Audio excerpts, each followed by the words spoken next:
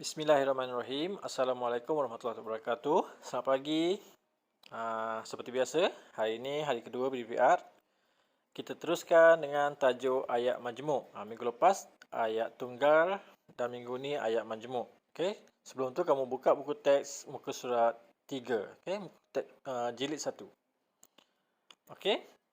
Objektif pembelajaran kita pada hari ini, pada akhir pembelajaran nanti kamu dapat membaca sekurang-kurangnya 3 ayat tunggal dan ayat majmuk dengan baik. Okey. Kita tengok apa itu ayat majmuk. Minggu lepas cikgu dah terang secara ringkas. Hari ini kita tengok fokus kepada ayat majmuk. Ayat yang mengandungi 2 atau lebih ayat tunggal yang disambungkan dengan kata hubung. Okey. Kata hubung antaranya adalah seperti dan, kerana, atau, sambil.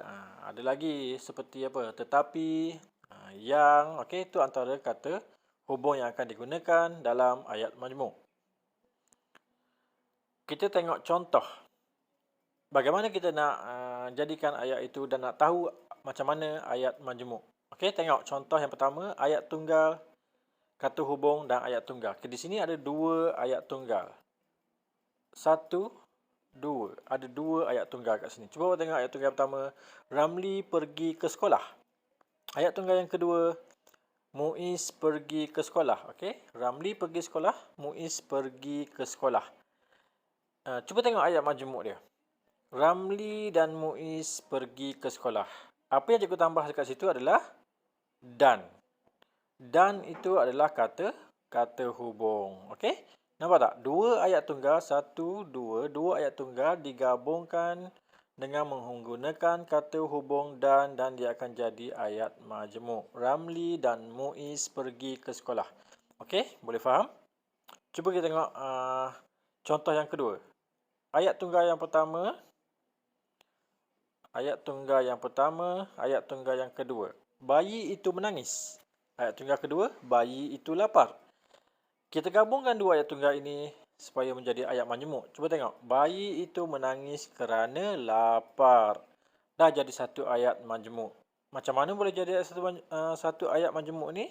Cikgu menggunakan kata hubung kerana. Bayi itu menangis kerana lapar. Daripada 2 ayat jadi 1 ayat. Okey? 1 ayat tadi adalah ayat majmuk. Seterusnya, okey, tu faham Yang tu contoh. Okey?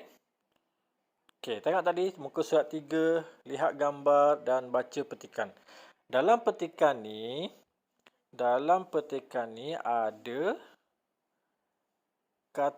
ada ayat majmuk. Okey? Perkataan yang berwarna biru, ayat yang berwarna biru adalah ayat majmuk. Sebab apa cikgu kata ayat majmuk? Sebab dia ada kata hubung dan. Okey?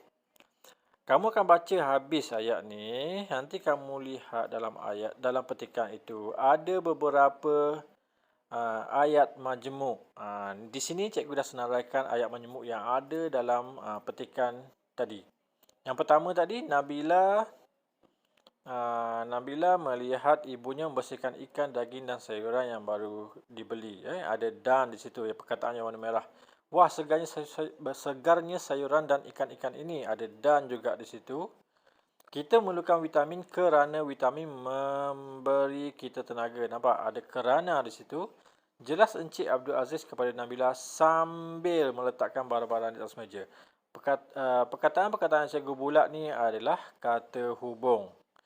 Dan adanya kata hubung ini, dia dikenali sebagai ayat majmuk. Okey?